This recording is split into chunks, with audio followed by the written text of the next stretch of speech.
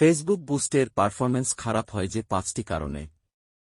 ফেসবুকে অ্যাড দেয়ার বা বুস্ট করার অভিজ্ঞতা যাদের আছে, এই ভিডিওটি তাদের জন্য। বিশেষ করে যারা অনলাইনে বিজনেস করেন এবং নিজের বুস্ট নিজে করেন তারা পুরো ভিডিওটি মনোযোগ দিয়ে দেখবেন, কারণ এই ভিডিওতে আমরা তুলে ধরব কী কী কারণে ফেসবুক বুস্টের পারফরম্যান্স খারাপ হতে পারে। 1. কন্টেন্ট।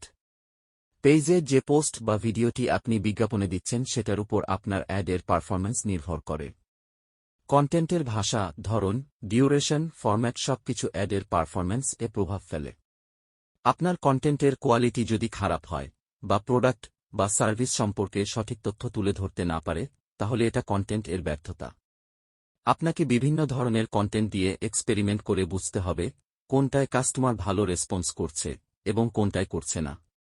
এই এক্সপেরিমেন্ট থেকে আপনি যে ফলাফল পাবেন সেটার উপর নির্ভর করে আপনাকে কন্টেন্ট নির্বাচন করতে হবে।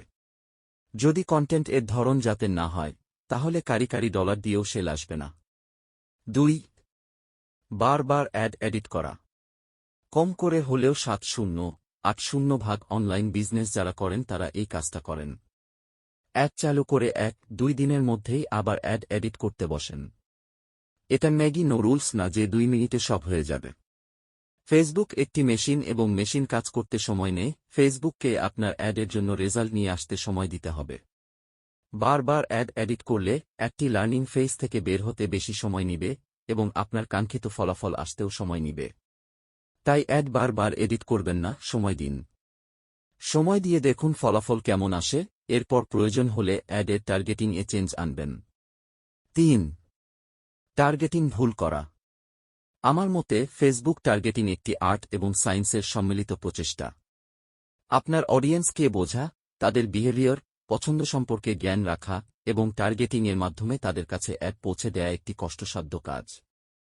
অনেক উদ্যোক্তা আছেন যারা জীবনেও অ্যাড ম্যানেজার ব্যবহার করে অ্যাড দেয়নি। পেজের বুস্ট পোস্ট অপশন থেকে বুস্ট করেই ব্যবসা চালিয়ে আসছে। অ্যাড ম্যানেজার এ ফাংশন এবং অপশন সব বেশি, এগুলো ব্যবহার করলে সঠিকভাবে টার্গেটিং করা সহজ হয়ে ওঠে। এটা ছাড়াও অতিরিক্ত কিওয়ার্ড ব্যবহার করা, সঠিক টার্গেটিং প্যারামিটার ব্যবহার না করা, অডিয়েন্স রিটার্গেট না করা এবং সঠিকভাবে কাস্টম অডিয়েন্স ব্যবহার না করতে পেরে অনেকেই ফেসবুক অ্যাডের সব অপশনগুলো প্রয়োগ করতে পারে না। এগুলো নিজে শিখে প্রয়োগ করলে ভালো ফলাফল আপনি পাবেনই। আমার কোর্সের সকল লার্নারদের আমি নিজে সব টুল আয়ত্তে এনে অ্যাড রান করার পেছনে জোর দেই। 4. অল্প দিনের এবং অল্প বাজেটের অ্যাড দেয়া। ফেসবুকের প্রত্যেকটি অ্যাড অবজেক্টিভের জন্য রেকমেন্ডেড বাজেট এবং ডিউরেশন থাকে।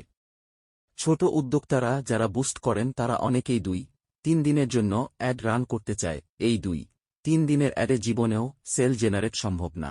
যদি বাজেট বেশি দিয়ে 2-3 দিনের অ্যাড দিয়ে সেল আনতে পারেন, সেটা সৃষ্টিকর্তার কৃপা। কারণ ফেসবুকের নিয়ম হচ্ছে অ্যাড যত লম্বা সময় ধরে চলবে তত ভালো রেজাল্ট আসবে। আপনি যদি অল্প সময়ের জন্য অ্যাড রান করেন এবং $1-2 ডেইলি বাজেট দেন, তাহলে এই বুস্ট থেকে কোনো ফলাফল আশা করা ভুল। আমি প্রায় বলি, বুস্ট হচ্ছে একটি দোকানের লাইট ফ্যানের মতো। আপনার যদি একটি শপিং মলে দোকান থাকত, আপনি কি মাঝে মাঝে লাইট জ্বালাতেন এবং বাকি সময় বন্ধ করে রাখতেন? না, আপনি সব সময় লাইট জ্বালিয়ে রাখতেন। ঠিক তেমনই আপনার ফেসবুক পেজের বুস্ট অফ থাকা অর্থাৎ হচ্ছে আপনার দোকানের লাইট অফ। সুতরাং অল্প বাজেট হলেও নিয়মিত অ্যাড চালু রাখবেন এবং এক রকমের অডিয়েন্স টার্গেট করে আগাতে থাকবেন যতদিন পর্যন্ত না মন মতো অডিয়েন্স পান। 5. অ্যাড এবং এক্সপেকশনের তারতম্য। এই বিষয়টা একটু বুঝতে হবে। ধরেন আপনি চাচ্ছেন আপনার পেজে লাইক আসুক, কিন্তু আপনি লাইকের জন্য অ্যাড না দিয়ে রিচ বাড়ানোর অ্যাড দিলেন। তাতে কিন্তু আপনি যে পোস্টটি ব্যবহার করেছেন সেখানে রিচ বেশি আসবে, কিন্তু এতে আপনার পেজে লাইক নাও আসতে পারে। কিন্তু আপনি মনে করছেন আপনার পেজে লাইক কেন বাড়ছে না ইত্যাদি। তাই আপনার বুঝতে হবে আপনি কি চান এবং আপনি যেভাবে অ্যাড দিচ্ছেন সেটা আপনার এক্সপেকটেশন পূরণ করবে কিনা। আপনি চাবেন একটা, অ্যাড দিবেন আরেকটা। 1-2 দিন অ্যাড রান করে 4 বার এডিট করে $6 খরচ করে বলবেন ফেসবুক অ্যাড কাজ করছে না, তাহলে তো হলো না। এই বিষয়গুলো মনে রাখবেন, বাস্তবে প্রয়োগ করবেন এবং যা করবেন জেনে করবেন বা যে জানে তাকে দিয়ে করাবেন। ধৈর্য সহকারে এই বিষয়গুলো মেনে চলবেন, ইনশা আল্লাহ ভালো ফলাফল পাবেন।